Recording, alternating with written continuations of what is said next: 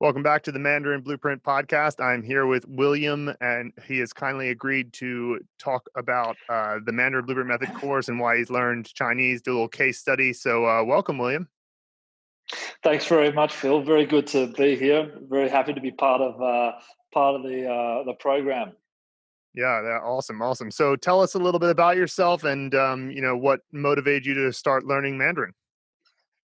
Yeah, sure. So why don't I give you a quick introduction and a quick overview of my background, CV, so to speak. So I'm an Australian, born in Melbourne. I've done a number of things which have led me to this particular moment in time. So I'm an ex Australian Army Special Forces. I was a commando in Afghanistan. I've been an entrepreneur. I had a data center business for many years, which I sold. I did some study in the UK. I did an MBA at Oxford, and then from there I started a business which I'm running now, which is an investment business. So I take investors' money, and I travel around to all sorts of different countries and look for the best businesses to buy, which we buy, we make better, and we sell. So at this stage, I have companies that I own in all sorts of unusual places: Pakistan, the UAE, Morocco, Bangladesh, Iran, all the sort of places that are atypical, I think, for the general investment managers. But for me, very interesting. So that's my past. That's my background. None of which explains Chinese, but I'll segue to that. So I think in the simplest terms, I'm learning Chinese. The principal reason's probably love. I think that's how you'd have to call it. But there's more to it than that. So my partner is Chinese. She's from Nanjing, and she was born in China, but she's grown up in Australia. So she sounds very Australian. In fact, I often refer to her as the Princess Bogan because she doesn't have a Chinese accent at all. But she does speak Mandarin very well, of course. And so I foresee a time in the future where not speaking Mandarin will be very disadvantageous for me, especially if we have kids and they have a secret language with their mother, or I can't communicate with my mother-in-law in a way that's meaningful. So right. I would say that's been my catalyst. If I had to add to that, I'd say that I loathe being monolingual, if that's the word. It's been a goal of mine for a long time. It's a very Australian affliction, I believe. We have an incredibly multicultural country, but most people who are who are Caucasian in Australia only speak one language, English, which I find an embarrassment. So I want to solve that. And then I think Mandarin will be incredibly useful commercially going forward. So that's the basis upon which I'm learning. Hopefully there's enough motivation there to get it done. Yeah. Well, it sounds like very similar to my story in the sense that now I'm bilingual, but it's just English and Mandarin, which is kind of, I jumped the supposedly easier languages like Spanish or French. I just went right for Mandarin. Pretty practical for my life here in Chengdu, but I can understand. Absolutely. I also had that feeling because a lot of Americans are the same way. There's many Americans who are monolingual. And it's mostly because English is the lingua franca, and especially if you're from like the Northeast, it's like, well, there's not too much. If you're from the South, sure, there's plenty of reason to speak Spanish, but I'm from the Northeast, so there's not too much call to speak other languages. But I was motivated by that, and the best part about it, I think, so far has been just the improvement in my ability to think about stuff because I have another operating system to kind of run things through. So that's it sort of wasn't even what I expected, but it's kind of been a nice benefit there. So sounds like you got plenty of motivations. So have you done anything else apart from Mandarin Blueprint to try to learn Mandarin, or has it all been Mandarin Blueprint? Sure, it's a good question. And just on your former point, I think that's an excellent point. there's been a lot of research, and I fully believe that learning another language changes how your mind, it makes changes the structure of your mind in a positive way. Hmm. So I think that's apart from the very obvious practicality of speaking a language that is important in your life. I think there's a broader benefit that you get, which I think you could probably only understand once you do speak another language. You can no doubt understand that. I feel like I'm starting to understand that, although given it's very early days for me, but it's an added benefit. So to answer your question, why don't I tell you about how I found Mandarin Blueprint? I think that's Sure. probably relevant. So I decided I wanted to learn Mandarin, and I took the first step was Duolingo. I hope you don't mind me mentioning Not at all. pseudo We have a lot competitors of on your people who channel. use Duolingo first and then move to us, so that's a Mm. story we're used to. No problem. Yeah. So I started with Duolingo, and look, that was fun. And I think it's if people aren't familiar with Duolingo, it is set up in a way which taps into the, I think, part of the brain that enjoys playing games, the little dopamine hits that you get from sounds and making progress and scores and gamifying any type of learning. And it does that really well. What I found, though, over a fairly short period was, even though I was enjoying that, it wasn't enough to. I wasn't learning. I don't think I wasn't remembering things. I didn't have context. And this isn't a criticism of Duolingo, but it was. I did naturally get to a point where I felt as though if I was serious about this, I needed a more serious course. And from there, two things happened. One, I applied to.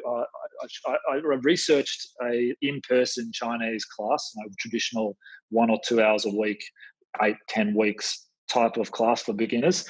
But the other thing I did, which was how I found Mandarin Blueprint, was I had some interest in mnemonics and memory palaces and that type of stuff from the military, to something that and is into the military sphere in some ways, and another from just been an interest of mine. I've done some reading about it in the past, and I had started to build my own memory palace to try and learn Chinese. So taking Duolingo, trying to do my own memory palace, and it was in the googling and researching of better ways to do that I found a Mandarin Blueprint article, Mm. which was like, and it was like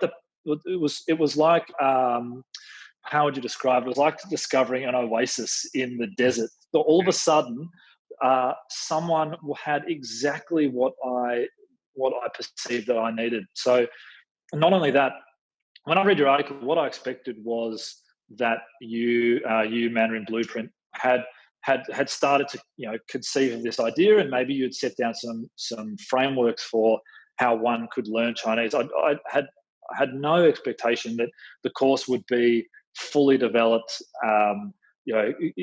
thoroughly thought through, and that people were using it and using it successfully. So there was a pleasant surprise. I came along what I think is a very opportune time. Maybe 12 months, 24 months prior, I could have struck upon that, and you guys would still be in the creation phase. Thankfully, I struck upon it when you guys were in the fully developed phase. So that was very pleasant.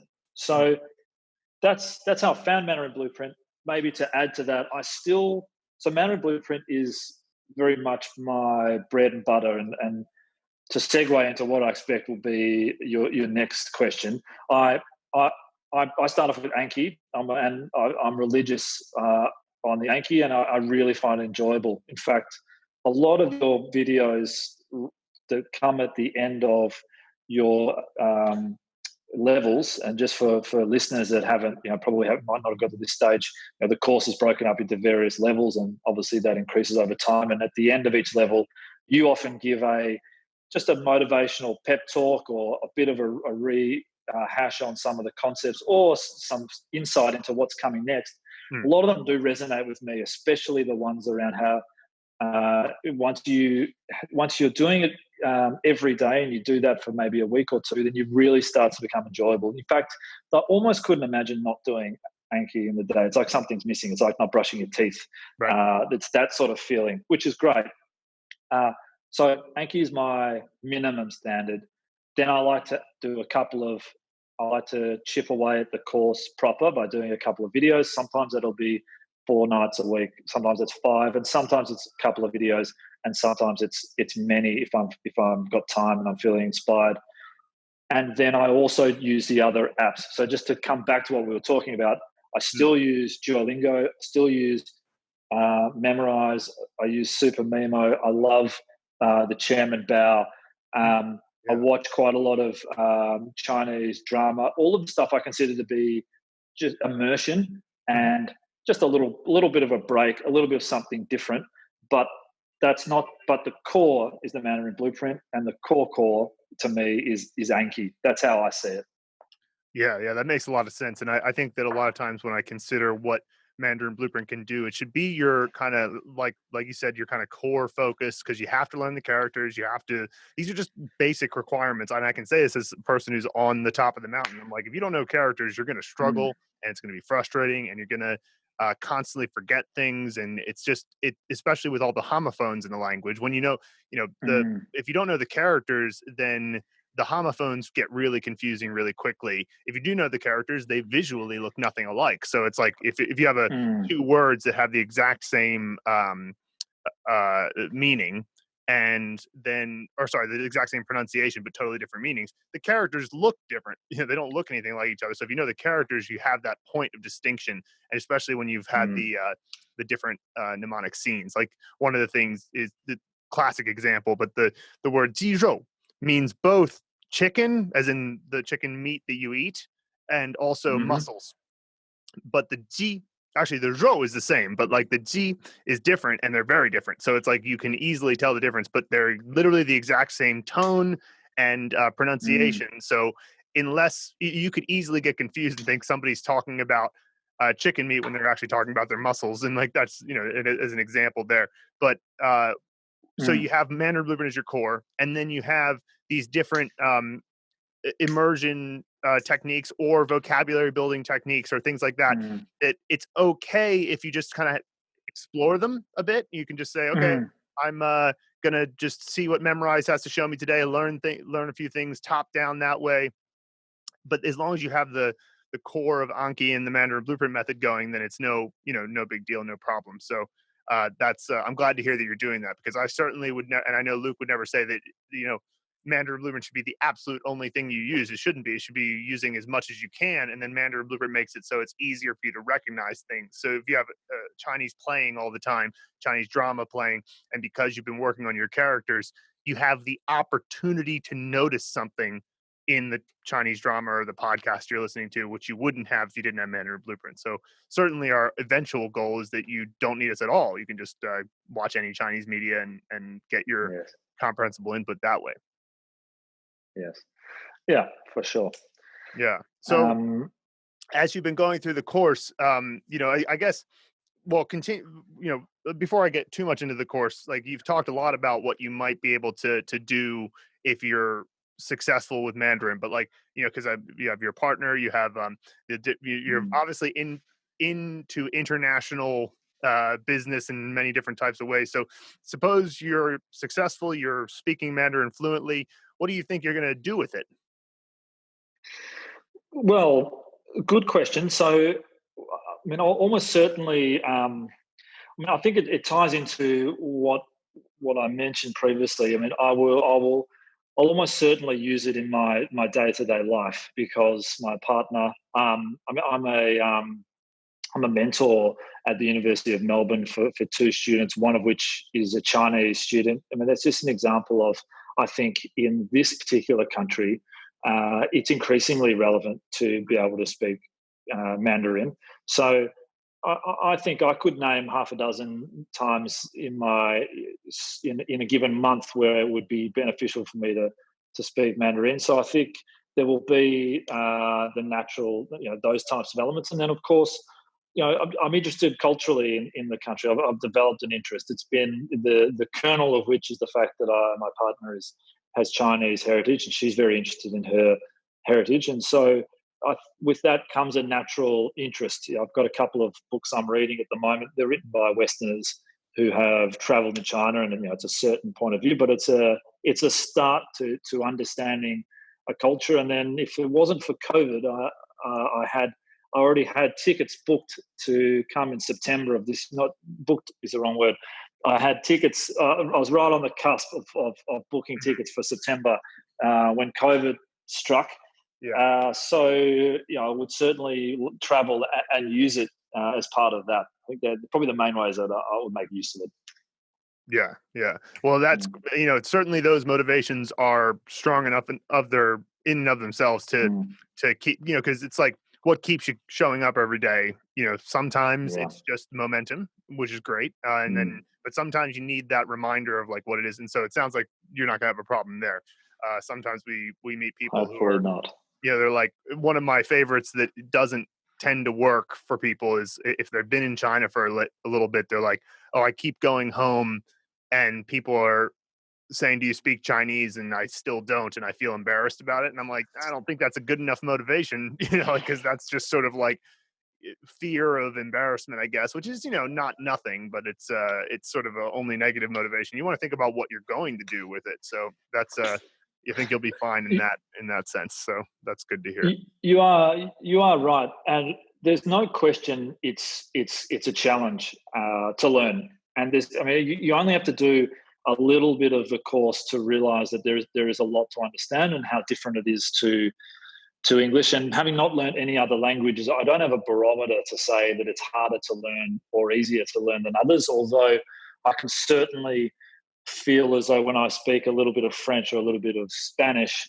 that just rolls off the tongue with a terrible Australian accent, but more easy, more easily to form the sounds. Whereas Chinese, you have to overcome a number of challenges. But I would add to that to say, on your point, that if you like a lot of things in life, if you just commit to that little bit each day, that compounding effect, then in a lot of ways you don't have to worry about whether you'll be successful or not. You by definition you will be. It'll just be a question of how long it takes, and Hmm. that also won't really be noticeable over the medium to long term either. Even if it takes you 1 month or 6 months or 12 months to get some traction, if you're doing it every day and you're compounding, then success is inevitable, depending on how you define success. But I believe it's inevitable. And so, just to give you some feedback on where I'm at, I'm very early days. I've only just Hmm. got north of 106 characters. I'm um, onto the grammar or the sentences, I should say. But what I'm noticing is that I didn't come in with skepticism, but I came in with that natural sense that okay, with each character, there's quite a lot to learn. There's what does it mean? What does it look like? What's the stroke order? What does it sound like? What's the tone? Each one embodies such dense amount to learn. And when you do your first few movie scenes, you can't help but be overwhelmed a little bit to think, oh, how am I going to do this for every single one? But it's amazing that once you just let go of that, once you stop thinking about it in those terms and you just go through the process that Mandarin Blueprint, I'm going to sound like I'm really trying to sell the course here, but once you just go through the process that you guys have created, you just don't need to worry about any of that stuff. You just need to follow what the instructions, and your mind will do the rest. And I am staggered how well I can just rattle off those 100 characters, no problem. I almost never have an issue where I'm at a blank. The only thing I find is that if I don't know what it is straight away, sometimes I have to use one or two different angles. Like I might have to look at the character and see what it's made up of, and bang, then I'll get it. Or I might have to look at the pinion, and then I might think of the first, the initial, and then I'm like, okay, bang, I've got the rest. Just a little hook into that memory palace, and then I can pull out what it is. So it's amazing how effective it is, which gives you the confidence then to say, okay, I don't need to. All the hard work has been done by the Mandarin Blueprint guys, you guys. The only thing left is just to follow the process, let it compound each day, and frankly, first of all, I can't imagine trying to learn it without Mandarin Blueprint. That sounds like a real plug, but it's true. And secondly, I can't imagine trying to learn a different language now without this type of process. So I feel as though there really isn't. I cannot think of a better way to do it. But a lot of the credit goes to you guys. I mean, the course itself is incredibly well put together. We might be jumping ahead now in terms of your That's all right. questions, but it's clearly been built with passion. And just looking at it, at every single step, there's a depth of effort that's gone into it. There is every type of different medium to look at things. There's written, there's the videos. It's well constructed, and it. What I really like is it gives you these little, it pushes you, and just when you're sort of starting to think, okay, can I do this? Can I do this? And then you get to one little stage, and then it just nudges you, keeps nudging you forward, keeps giving you that sense that you're making progress. So it's extremely well designed, and I hope you guys are very successful. And I hope that you. I noticed that I noticed there's a patent pending. Bit of literature on things here and there, and I hope that you can protect your IP, because I do think you've created something unique and valuable here that goes beyond just China, just goes beyond just Mandarin. Yeah, I think that the thing that sort of taught me that lesson early in life about I guess persistence paying off, and sort of how Mm. if you just keep going and keep hammering every day a little bit, that you will get these compounding effects, was probably when I was learning drums as a kid. And I remember Mm. drum set is particularly tricky on certain doing certain things, because you have to have your different limbs acting somewhat independently of each other, and that takes a lot of, like, there's these times where you're sitting at the drums and you're just like, oh, I cannot get this to work. I keep trying to get my right foot to do something different than my left hand, and it's just not quite working properly. And I recall, I had sort of begged my parents for like over a year to let me play drums, and then they finally like were like, okay, I think you'll actually do it. And so they got me a drum set, and I remember I wanted to quit when I tried to do these certain rock beats that I just couldn't get going. And my parents, I can understand. They were like, "You're not quitting. We spent all this money on a drum set, and like, it took, you were begging for a year. Where'd that go? Blah blah." And I was like, "Okay, I'll stick with it." And I remember finally, boom, breakthrough. I got through and I figured out how to do the beat, and I never looked back after that. I remember going, "Oh, it worked." And there's so many moments with the Chinese learning process, especially the beginning, where you're going to feel that like frustration. You're going to go, oh, I don't know if I can get past this point. And then I know, and Luke knows, and anybody who's done it knows, that if you just push through this initial feeling, you'll get past that barrier, and get to the point where you are, it's not so hard to continue. And it's always the hardest at the beginning, and then once you get past those initial barriers, then sure, you'll hit other barriers, but you'll know what's coming. So yeah, that's cool to hear that you can sort of see that particular background part of it. Yeah, it's an excellent analogy. For those people that have played and learnt instruments, it's absolutely perfect, because you spend a portion of your time at the very early days. First of all, you don't like the sound of your own music quite often. Well, I play guitar, and that was how I found. Second of all, you you almost can't. People tell you do these drills or follow this process or do these things, and sometimes you sort of doubt. In the case of guitar, you can't imagine your fingers being able to move fast enough to play the chords that you're hearing that people are playing on the songs. You almost can't draw that line. You're like, I don't know how my body is ever going to be able to do this. But after practicing, and each day, you do a little bit and you come back, and it's amazing how eventually it becomes second nature. And then you can't imagine not being able to do it. And I feel like that's what it's like for following your process. You sort of you don't know if it's going to work, and you do it, and then it's at first you can't believe how it's all going to fit together. But not when it starts to click, and you start to get that progress, then you sort of you can fully see how it's going to work, and it becomes motivational. You like the fact that you're making progress, a bit like an instrument. Once you like the sound of what you're producing, you see that progress, then it becomes, I think, to some extent, a foregone conclusion that you're going to be successful. Yeah, yeah, I agree. Yeah. I completely agree. As soon as once, and that's the thing I think I might say in something like the level 9, or maybe the level 11 review or something like that. Just sort of once you reach a certain point, it's like, oh, well, now I know that if I just keep going, the success is definitely going to be a part of it. Like Yeah. I remember I had that with Chinese, and it was because I took character by character learning route as opposed to the word by Mm. word learning route, which most traditional methods use. And Mm-hmm.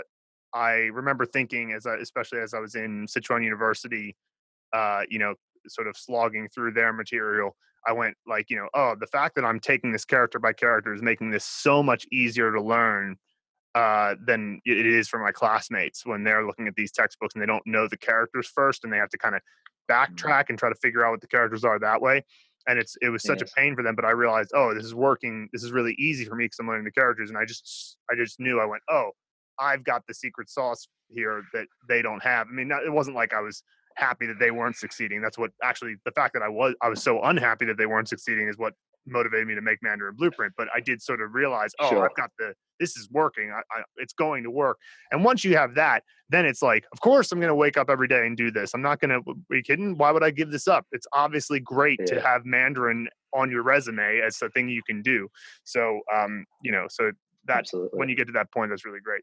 So let's talk a little bit more about some specifics of the course. As Sure. you're learning characters, obviously, you weren't too skeptical about mnemonics. I actually just got off another case study call with the guy Chris, who had never heard of using mnemonics to learn anything, and of course, he was skeptical at the beginning. He was like, "I thought it was kind of childish, what we were doing, making movies. What is this?" And I was like, "Good, it should be childish, I think." But so you weren't skeptical of mnemonics, but how long did it take? So, how long did it take you to kind of get your head around the method and like in terms of characters, did it take you 30 characters, 50 characters, 100 characters before you felt like I really get this method now? Yeah, sure. So I wasn't. You're correct. I wasn't skeptical about mnemonics, and I learned about memory palaces, and it's tried and tested. And even people who sort of don't have an affinity with memory can do it. Of course, I think my skepticism is not quite the right word, but I think my first daunting moments were early on when I realized that I had to remember these characters, and then particular characters, whether they're male, female, whether they're real or whether they're fictional, those types of things had another layer of meaning. I was worried that I wouldn't be able to keep up with all the layers of meaning. But then I remember just within the first few characters, I think there's you learn dry and you learn half. And I remember the characters that I picked. One was a mate of mine from the military who appears frequently now in all of my it reoccurs frequently just because of the initial that I used. And then one of the places was actually Afghanistan. I remember they were so strong in terms of their ability to be able to recall with those things that I was completely confident within 5 or 10 characters that I could just very quickly commit things to memory. In fact, I feel like I move very, very fast. The only thing that's slowing me down is a very busy life outside of being Mhm. able to learn. But I think if I took a month or two off and just dedicated myself to this, I think I could do thousands of characters. That's how I feel about this process. It's amazing how quickly you can get it into your mind, especially with Anki.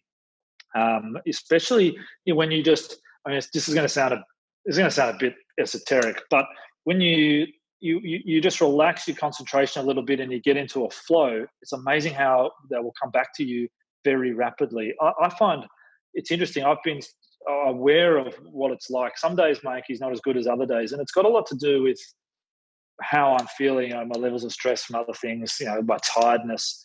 But every now and then I'll be just right in the sweet spot, and it's all just there, imprinted on your mind. So to answer your question, very quickly came up I believed in it from the get go. Very quickly came up the curve, and I feel as though it's not perfected. There are some things that I'd like to add. You guys talk about special effects.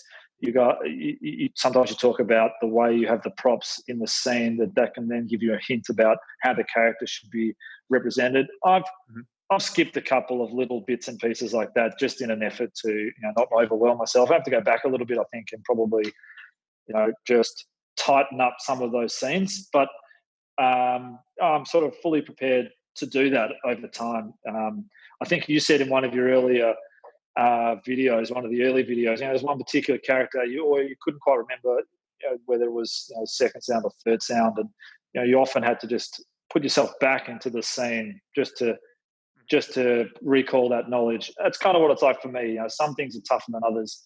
And so you work on them a little bit, and before you know it, you've it's all there.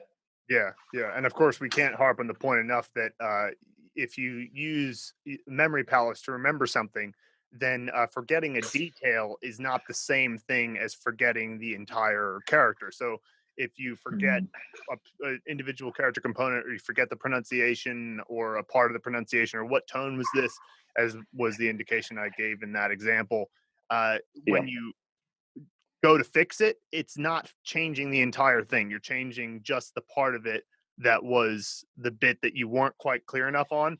And then that's when you utilize things like the special effects, which are essentially just it's our movie terminology for using the memorable techniques that the memory athletes use, where you make something bright and shiny, or you make it have a Mm, temperature to it, or if there, you do use a camera angle where you zoom in on something. So it's all basically that's all when you learn that, then it gives you this confidence because you go, well, whatever, if my scene's not perfect, it doesn't have to be, it doesn't matter, like mm, I'll find out later by using Anki whether or not it was strong enough, and it'll surprise you. There's loads of times where you think, "Oh, it only took me 10 to 15 seconds to make that scene. How could it possibly be good enough?" And then you remember it forever. And then another one that you took like 2 minutes to try to figure out, you then forget mm, later.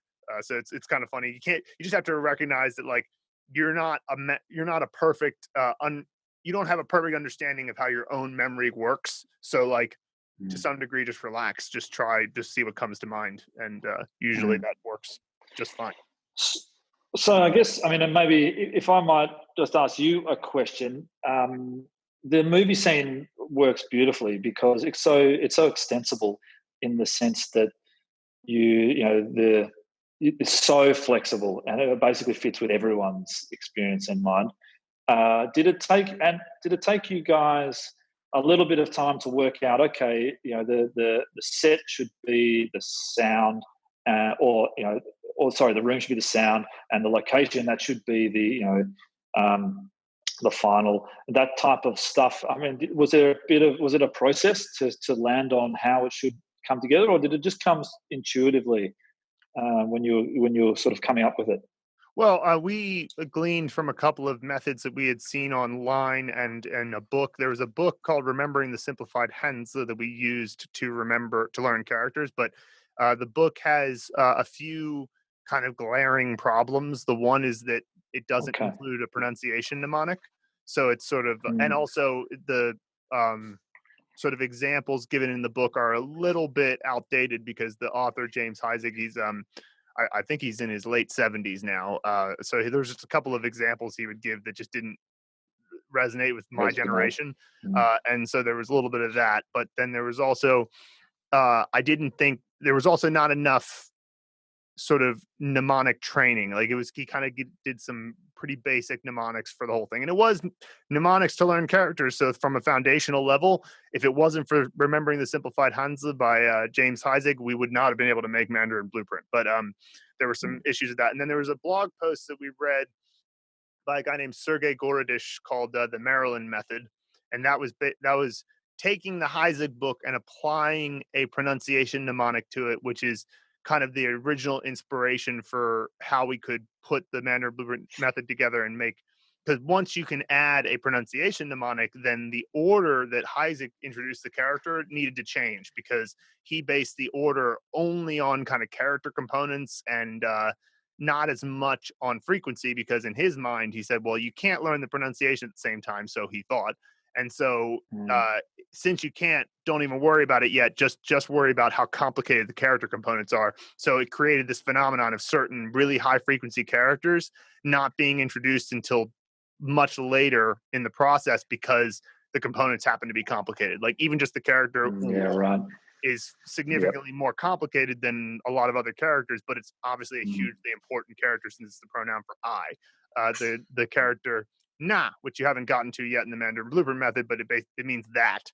And for him, it was the 1,432nd character to be that introduced. doesn't make sense. Yeah, we were like, this is not right. So that's when we remade the order. And then, of course, the other thing, if you know the pronunciation of the character, that implies that you could then immediately start to use the character in the context of words and sentences once you've built up enough to make words and Mm. sentences. So, and then that's kind of where the patent pending part of Mandarin Blueprint comes in, because nobody else had done that before. Nobody had said, okay, we're going to learn characters individually through a fully integrated mnemonic system and then immediately utilize them in comprehensible input. So that's kind of, that took ages, to put together, but it wasn't like we didn't get how it would be applied. It's like, sure, it's like you just learn this character. Now what, take this character and cross reference it with all the characters you previously learned.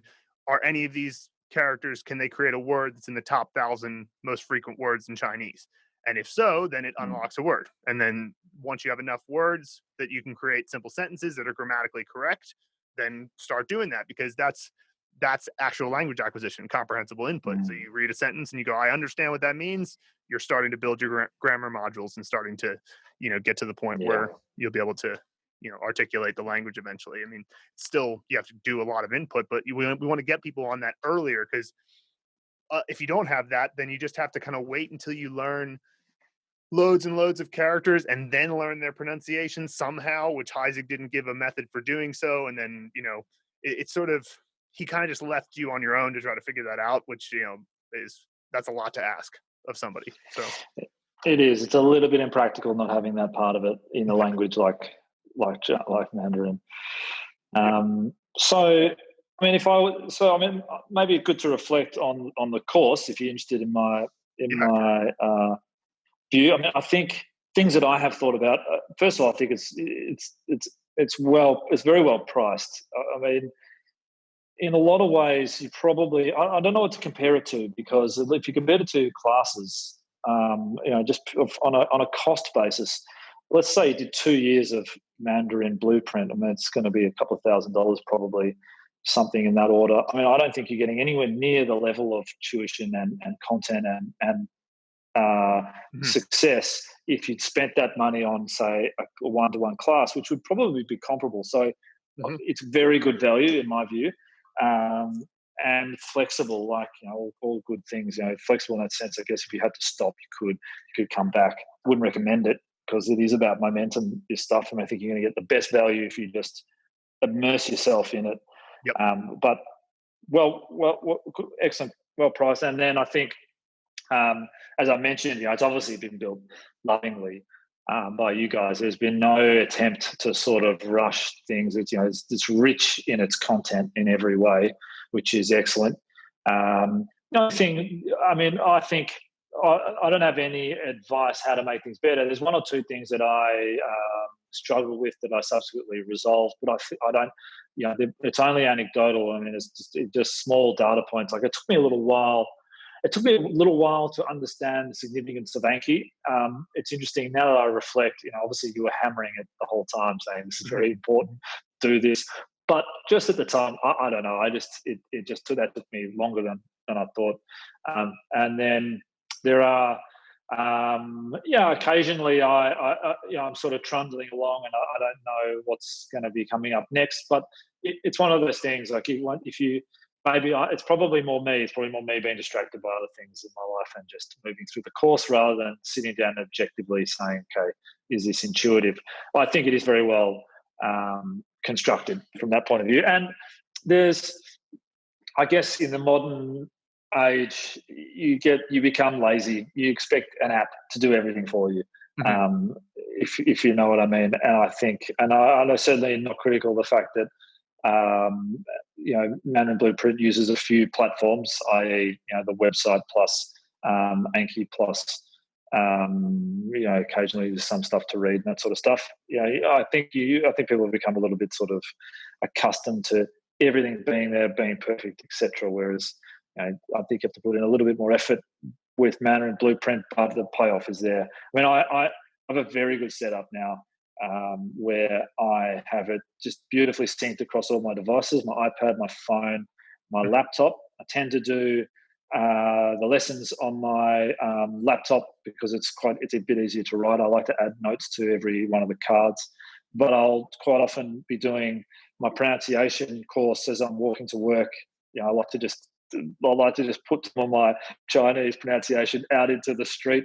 Probably much to the cringe worthiness of the general public, but that's that's too bad for them.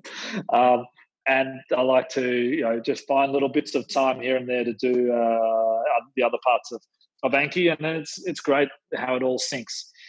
So Yeah. that's working nicely. I don't think I have any real ways that I think it could be made better at this stage. I think it's right on point. Well, we have the wireframes built out for an app, and it's so beautiful how it all will work, but it's just Mm, cost prohibitively expensive to make for where we're at sure. as a company right now. But hey, if any Yep. investors are listening to this out there, give us a shout at contact at mandarinblueprint.com. But we know gosh, it's like we want everything to be all integrated into one thing.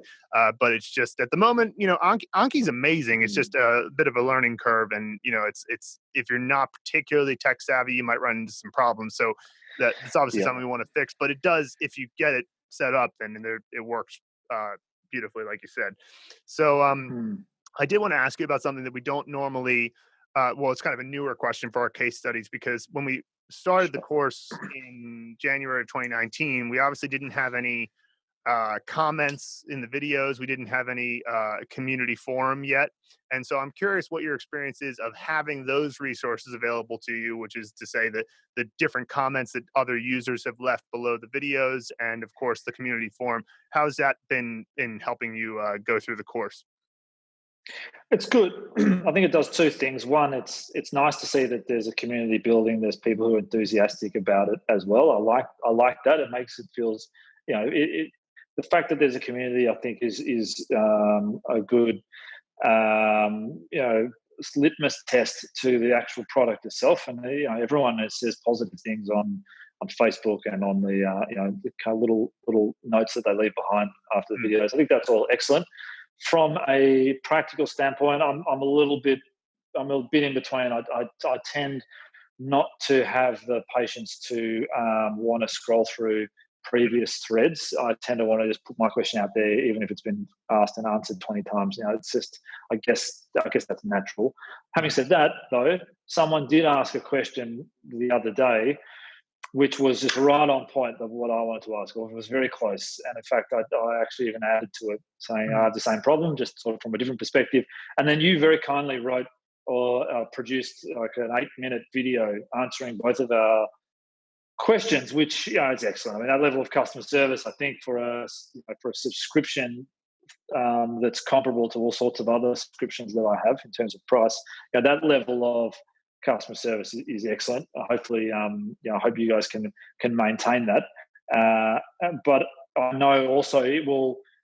Hopefully, it'll also pay dividends because you'll do that video. It'll get watched by a number of people, and over time there'll be a library there and a body of content, and probably even some people I like to think who they're such advocates of the process and of the website that they like to spend some of their free time to help other people learn. I think it's interesting. I've had a couple of people from Mandarin Blueprint who've reached out to me on LinkedIn saying they're in Australia and they want to get together, or they're in Melbourne. Oh, cool. We haven't done that yet, but it's lovely. It's very community sort of focused.